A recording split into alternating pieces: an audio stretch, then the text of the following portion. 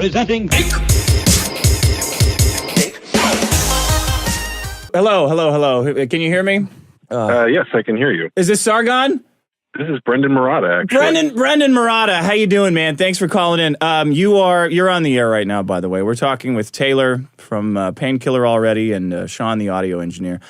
We're talking about holiday decorations. Are you married? I'm not. You got a girlfriend? I do. You do? You know what we're talking about? How they sneak in Happy Fall, y'all, and glittery pumpkins and shit, and trips to pumpkin patches, scarecrows and hay and all kinds of shit into your house when you're not looking. They sneak it in the cover of night. Oh, and it's so easy for them because all they have to do is like one stop at Target and they have whole aisles. The chef, so she's slowly sneaking in cooking utensils, which I'm more than okay with. Yeah. Oh, yeah, that's fine. No, that's phase one. They bring in they give you like a women. They sneak in all the good stuff up front. And then they chisel away that goodwill for the rest of your life until you're dead. I haven't had that happen yet, so that's how they work. Still in the clear there. Good lesson to remember. I'm going to sew that into a throw pillow. That's a man's. That's how it doesn't rhyme. It's kind of long. It doesn't rhyme. Yeah. It's really uncomfortable and long. Just remember, every time a woman does something nice for you, she's going to chisel all of that goodwill away until you're dead. She's done something nice so she can get you to go to a fucking pumpkin patch and like little shavings of your soul come off like that goddamn superhero movie that everybody memes. I have no idea how we're going to transition from that to the thing I was originally calling. I'll do it. I'll do it. You know, you were going to call in because you've got a circumcision documentary. Somebody's driving this car, right? Yeah, so I recently completed a film called American Circumcision, which looks at the modern circumcision debate and everything you'd ever want to know about that subject, but might have been afraid to ask. You know, I got to tell you, I got two nephews. They're 5 and 3, and they were both circumcised. And when this decision came down to do it, I was of the opinion, fuck no. But I don't know anything about it. Like, I've seen videos of it happening, and it seems so traumatic and pointless. Like, I know I have a dick. I know how a dick works. If it had some foreskin on it, I don't think it would be a big problem for me. It seems fucked up. So I wanted to get you on to kind of give us some, hopefully, like a real perspective on it. Because it was weird. Like the hospital pressured them into it too. They're like, oh, the moil's here. You just want to have them. I suppose you want to have them chop off the old peenaroo, the old foreskinaroo, right? And my sister and her husband are kind of like, well, I mean, I guess so. I guess. I'm interested to see what he's found. Yeah. So what did you find?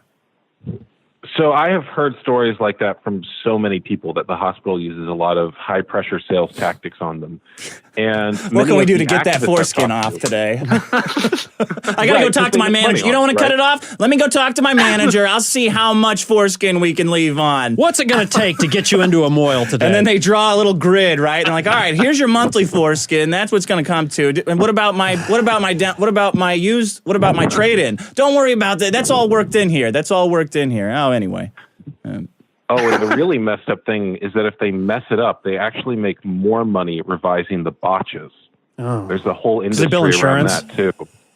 I also saw a tweet from an unverified account that they use it in like elite cosmetic. Hold up. Hey, wait. Can they hear each other? Hold on. Can you guys hear each other? I can only hear like a slight mumbling from him sometimes. Okay. If I'm talking at the same time as him, I can barely. Yeah, Taylor, you're talking at the same time. Just hold on for a little bit because he's calling in on Skype, so you guys might not be able to hear each other. Sorry, Brendon. Can you repeat what you just said? So the majority of the men in the world have no problem. Like the majority of the men in the world are intact and have no problem with their foreskin and see it as a normal part of the body. Yeah. It's really only America and Jewish and Muslim countries that practice this. Really? And never thought of that. So if you go to Europe, if you go to South America, if you go to most of Asia, this is not done at all. Aren't they circumcised in England pretty much? How can they tell? Because Asians' penises are so small. It's so small. You know what? Yeah, fuck all cultures on Halloween. I'm having an advent calendar of just racism. This is your month. Yeah, fuck you. Every day on my racism cultural appropriation Halloween calendar, I open up a fucking day and it gives me a culture and a race to rip into that day. I'm gonna wake up like a fucking kid. Oh yeah, all right, here we go. If that's what you're looking for, you got to check out my Etsy store. Like, you love it. I never thought I'd say this, but can we get back to talking about dicks? Yeah, sorry, I know, right? So England, I think it's like below 10% there. It's really not that common, and it's mostly among Muslim immigrants there now. I only say that because I know there's an industry based on over in Europe. You are allowed to use foreskin for Botox. Have you found that? Yes, like it's not okay here. Do you know about this? So tissue from a child contains stem cells. Collagen, too. That's is used in all sorts of stuff. Or not Botox, I'm sorry, collagen. If they can harvest tissue from a child in that way, then yes, there is a profit to be made on it. Yeah. Really? And you mentioned earlier seeing a video of one. A lot of people aren't aware that up until the late 80s, doctors did not believe infants felt pain and would just do the procedure without anesthesia. And many people have told me that seeing that is what made them change their mind on this issue and have a new perspective on it. Yeah, I mean, my perspective was, it seems like, it seems stupid. Like, it seems like some kind of stupid religious thing that's being pushed on everyone, but seeing it was fucking horrifying. Like, I would not want my dick at an early, because I got this weird theory that when you're an infant, everything is like the things that happen to you are super important, like super impactful, that change your subconscious permanently. How could they think they don't feel pain? Until the 80s. That is not a weird theory at all. There's a lot of scientific literature to back that up. They've actually even done studies on children who were circumcised and found that children who were circumcised, when they would later do vaccinations, and they put the needle in the child to do vaccinations, those children who were circumcised reacted much stronger to the pain. There was a much stronger reaction. And the researchers have attributed this to PTSD. So they had a really painful experience around circumcision. And then they reacted stronger later when they had a second painful experience. Okay, so I do this thing like Bill Guy, the science dude, where I try to explain things in regular words for people.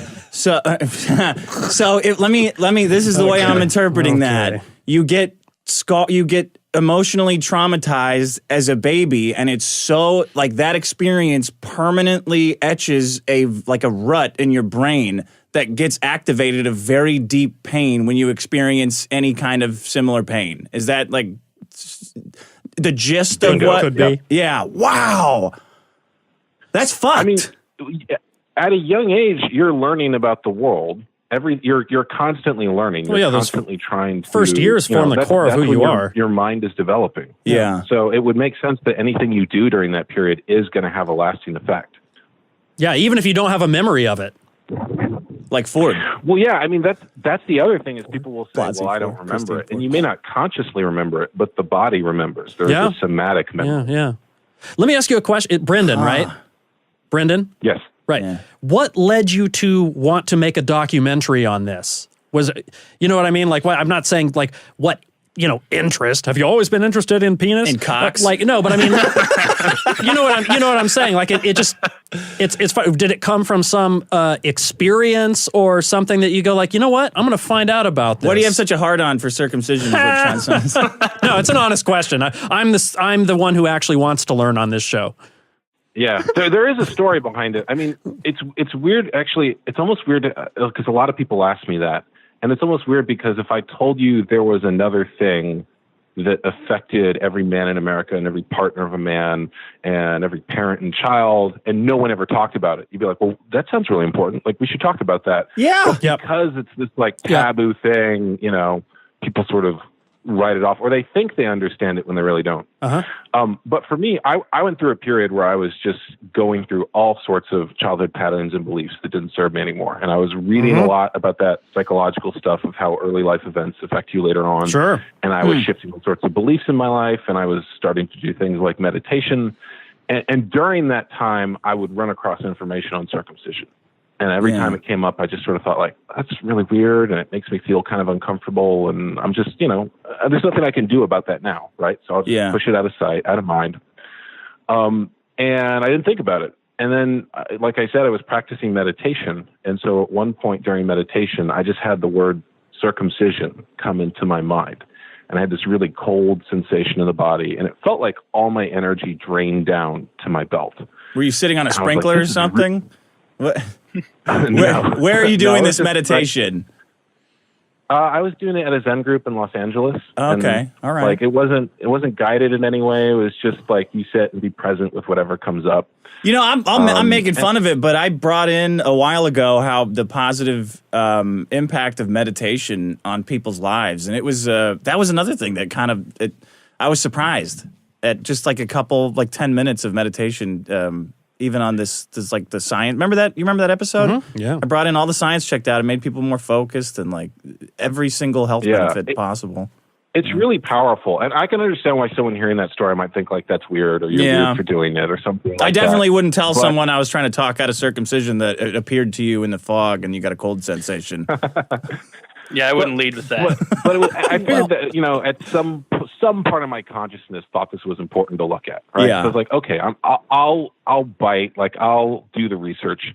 And when I started doing the research, one of the things that I found was there's this whole group of people who are doing something called foreskin restoration, where they take the remaining skin that they have and stretch it over time. Kind of like how you might put a gauge in your ear. Me and my life coach looked into this. We were going to regrow. We were going to fuck around and regrow our foreskins. But we went to look for pictures of people who had done it, and they look monstrous. Like it doesn't look. It doesn't look normal. No, it makes. There are mixed results, to be fair, and you only get some of the form and function back, right? You don't get all the nerve endings or the specialized tissue. Okay. Are you circumcised?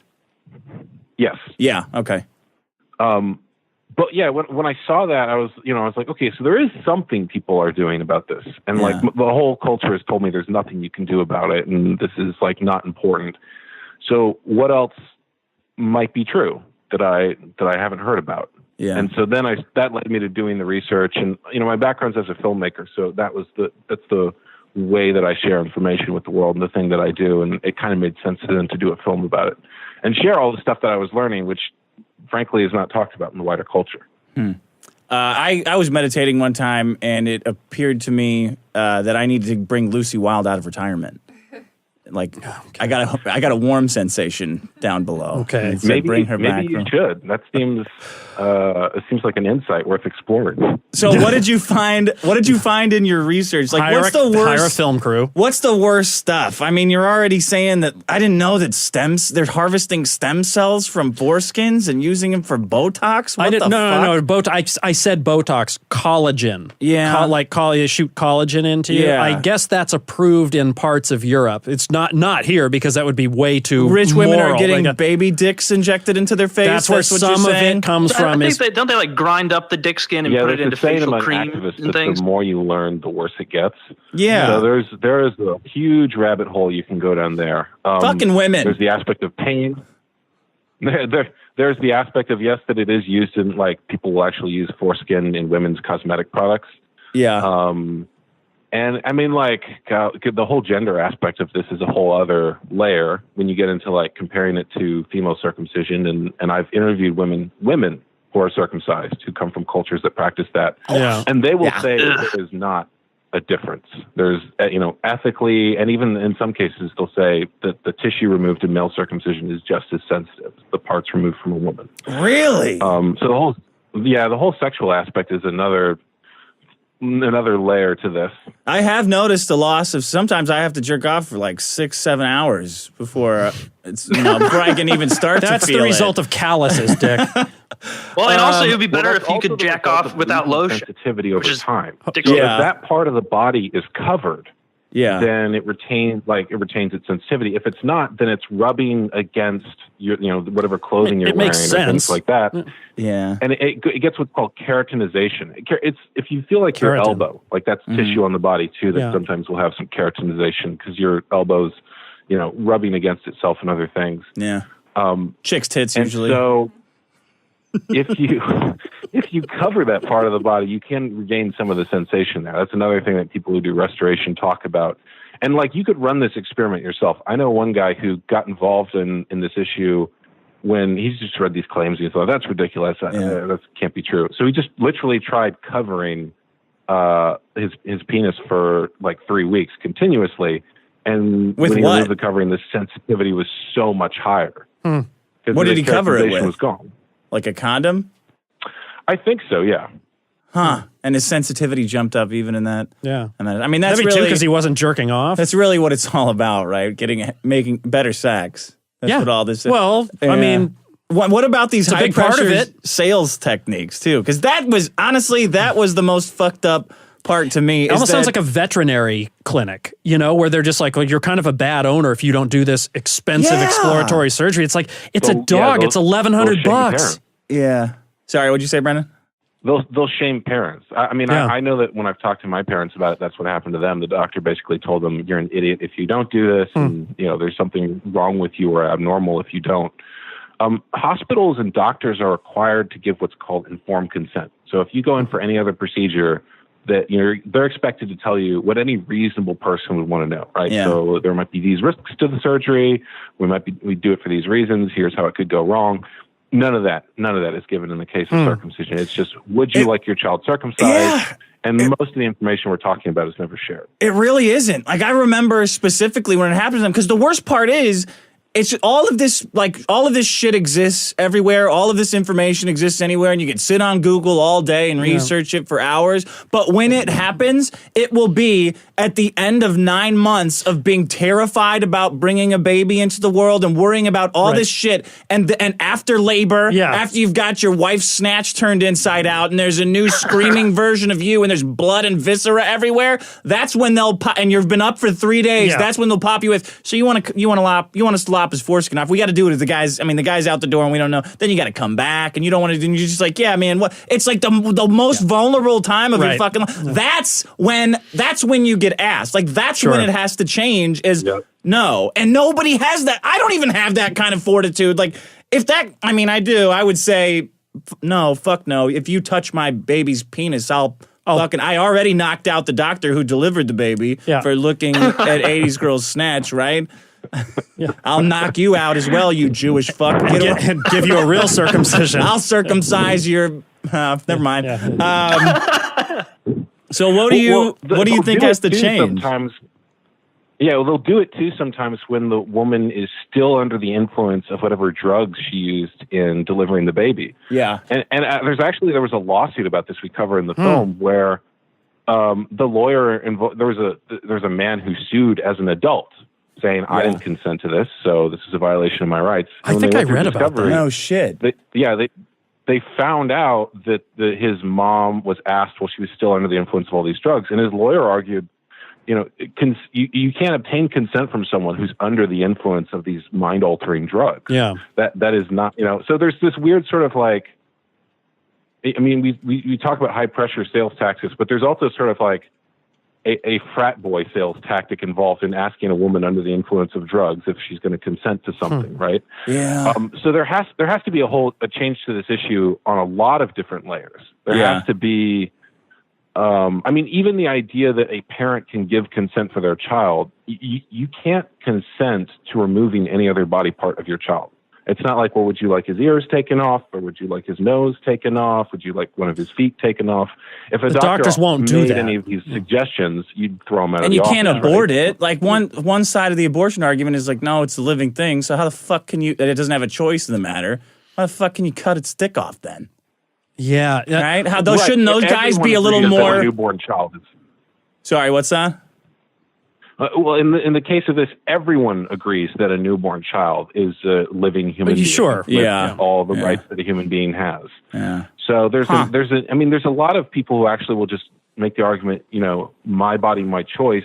In the case of men, that this is men's bodies, and it's funny because you'll say that, and people almost don't even realize that men have bodies they would have choices about, because this takes place in the in the area of birth, and doctors see the mother as their patient. Yeah. Less than 10% of the. I never thought Asian. Of course, they don't have that. Did you find in your research any any benefits to it? Is there less any cancer? Is there any cheese, because I've heard like that. Like, I mean, is there any credible research that, because it's, I mean, that's the thing. It's like, is it credible or not? Does it stand up to scrutiny? Is there any benefits, minor or not, to it? I mean, I hope women like them circumcised, because that's a great reason not to do it. Right? That's a gift you give your son for the rest of your life. Like, check this out. Oh, you excited to see my cock? Well, how about this fucking anteater right in your face, bitch? Sorry, go ahead. So there are two questions there. There's one about women's preferences and then potential benefits. Yeah. On women's preferences, again, it depends on the culture the woman comes from. When I interviewed women, makes sense. What about a culture where they like to lip off a lot about their preferences, like America? Right. In America, it's changing though. So right now, the circumcision rate is around 50%. So women growing up today are going to have half the men that they know being intact. And so I think that when you talk to women about their preferences, often the people who are vocally in support of circumcision are women, past their 40s, from a culture where this was extremely common. It was I see. The majority of American men. So and old women, younger women prefer much different. Old women prefer circumcised penises, is what you're saying. I think people prefer what they know. But I think whatever cultural bias they come. What I'm saying is old women prefer circumcised penises. That's how you fix this. He's trying to give you honest answers, and all you're doing is fucking around. I'm enjoying it. I know you are. That's interesting. I'm totally okay with that. I fully acknowledge that there are many jokes to be made on this issue. Like one of the interview subjects I talked about, it was a really big leap for him to go in public and talk honestly about his penis. Right? There's like a huge, and I like there's a million ways to joke about this. I fully agree. Yeah. It's just, the part of the challenge of it is I think people feel like they know a lot about it because they go, well, I'm circumcised. Yeah. Nothing's wrong with me. Right, exactly. Right. And so you have no they just basis have for their comparison. limited experience and that they've done no research on, and they assume, well, that must be scientific knowledge. And by the way, you were asking earlier about potential benefits or things like that. Yeah. So I interviewed both sides in the documentary. I interview all the top people who are working against circumcision and all the top people who are pro-circumcision. And so I interviewed people from the American Academy of Pediatrics, from Johns Hopkins University. Oh, wow. Okay. From a number of different places. And the difficulty with the claims of benefits is that they fit really succinctly in a headline, right? So circumcision prevents this. And you see that and you read it and go, well, I'm circumcised and I don't want to get that disease. So that sounds really good. But most people don't get into the data. And when you get into the data of these studies, it's really specious. Yeah. There's a lot of statistical manipulation, and the benefits are not really that compelling. Why? Why do they want to? Why are they so obsessed with cutting foreskins off? Like, what is the motive for this whole stupid industry? Well, it started as a religious thing, right? Explanations I've heard. Yeah. There's multiple explanations I've heard. The one that I personally find the most convincing is that if doctors groups were to stop doing this and say, we were wrong, we did this thing that was actually harmful, then they would be legally liable for that malpractice. So they can't admit it because then they'd be on the hook for the latest statement from the American Academy of Pediatrics is basically, they were very temperate of, well, there's not enough reasons to recommend it, but there's maybe some benefits, so it's up to the parents. Of course. So they can't can't admit it. Fucking lawyers. And there's also the psychological too of like, okay, if I did this to my kids or I did this as a doctor, and it was wrong. Yeah. What does that mean about me? Like, who am I as a person then? So there's all sorts of cultural resistance. I mean, it's the same thing in cultures that practice female circumcision. They'll say, if you talk to the women from those cultures, they'll say, I'm fine with it. I'm cleaner for it. I'm healthier for it. My sex life is better. This is just what we do. This is part of our culture. And it's very similar arguments. And so part of the challenge of this is it's not just that you're dealing with this really powerful system that has lots of money flowing through it, but you're also dealing with psychological change and changing culture. And that's a whole That's whole a good ass challenge. motive. I buy that. Is it somebody? I've read this somewhere. Is it a Jewish conspiracy because they eat the kids' foreskin? I read that on a website somewhere. God. I read, You don't have to just wink for yes. So the majority of circumcisions in America called Israeli are calamari. not religious and don't have anything to do with that, right? So if you go to the Midwest, there's not a whole lot of Jewish people in the Midwest, yet the circumcision rate is very high. Yeah. However, when there have been efforts to ban circumcision or somehow change the laws around it, Jewish groups are the first to say, you can't do that. That's our religion, and you're anti-Semitic if you criticize this practice. What? Yes. And that's what's happening in Iceland, where they're trying to ban circumcision. And What are there, like 3 Jews in Iceland? Right, but it's very threatening to larger Jewish groups, even though they're a tiny minority in that country, and there's a lot of influence that they have. Minority everywhere. If you want to accept in the media, if you want to get on the opposite side of penises, I'm anti whatever you got. So keep the moil and the shears away from the young boy penises. How about that? We don't need to label it anything, right? Right. And the people you talk to who are working on the issue of circumcision will say, like, we don't have anything against anyone. We actually want every child to be protected. We want Jewish children to have the right to their own body. We want Muslim children to have the right to their own body. Sure. They could choose later to do it. And so, why not? Say again? They could choose later to do it. Exactly. And that's the thing, too, is that, they'll make this argument that it's my religious right to cut this part of my child off, but it's also the child's religious right to make his own decision about what he believes. Like this abortion if you're thing. a Christian, you can't tattoo a cross on your child. No. If you're a Muslim, you can't circumcise your daughter. So, and there's lots of Jewish activists who will actually say, I have the right to my own body, too. Like, it doesn't matter that my parents have this belief. I have the right to make my own choice. All right. The film is called American Circumcision. Very interesting. Yes. Very interesting. I got to go watch it because I need more ammo. I don't have. It is circumcisionmovie.com if you want to check it out. I haven't had a strong opinion other than I've read, purported health benefits to it, or like the lower cancer, and but without really delving into it, because exactly what Brendon's saying. It's like, well, I'm circumcised, so what am I going to do about it? Yeah. You know what I mean? Like, it's just, what do I care if it happens to other people? I can't. It doesn't give me my foreskin back. Fuck them. On with life. But the thing is we are uncircumcised over millions and millions of years of development. Yeah, it's like I would guess there's a reason for that. Yeah. Otherwise, even that so you can jack off without lotion, is a little right? Weird, like uncircumcised.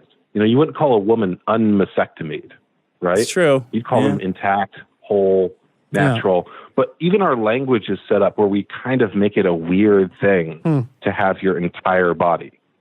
There's a lot of things that you're you're unlobotomied, right? Yeah. But it's normal. It's true. You actually have the whole body you were born with. And so there even has to, I think, be a change in language in terms of how we perceive that as intact or whole or natural. I mean, just think of we could sell accessories, like you could bedazzle your foreskin. Think of all the new markets that could come up in America with foreskin. It's a very strange thing that we just normally, just regularly, just take off part of a kid right after they're born. I'd be a bigger proponent of this, but I'm worried that people would think I'm gay because I'm talking about dicks so much. That's probably in the collective conscience as well. We wouldn't want that. We wouldn't want that. Yeah, there's all these things that people will do to shame men who talk about the issues they have, right? Like if you're weak, you're a pussy, you're somehow secretly gay. And I feel like that masculinity is in many ways, and our conception of manhood is about being willing to sacrifice your own comfort for the good of the tribe. So men go to war and they sacrifice their safety and comfort to do that for the good of the people they're defending. They'll become firefighters or policemen. They'll sacrifice their comfort to do that. They'll work difficult jobs. When we think about really, our conception of masculinity, it's this willingness to do something difficult. You got to listen to women and their fucking problems all the time. To do. Yeah. To like actually talk about the ways in which you've been harmed. And at the same time, it's also going to benefit your tribe. It's going to benefit the future children that you have and future generations. So I kind of feel like whatever discomfort we have in terms of our willingness to talk about this issue or to speak honestly about it, that's just something that we have to overcome for the good of the next generation, for the good of the people who matter to us. I agree. I don't care if people think I'm gay. I agree. And just for the record, firefighters become firefighters for the pussy. Yeah, no other reason. Don't let them fool you. All right, Brendon, thanks a lot for calling in, man. American circumcision. The story of how circumcising is a Jewish conspiracy. Very interesting. Just kidding, obviously. All right. Thanks, man. You're going to get me in trouble. Thanks for having me on. Yeah. Thank you. Presenting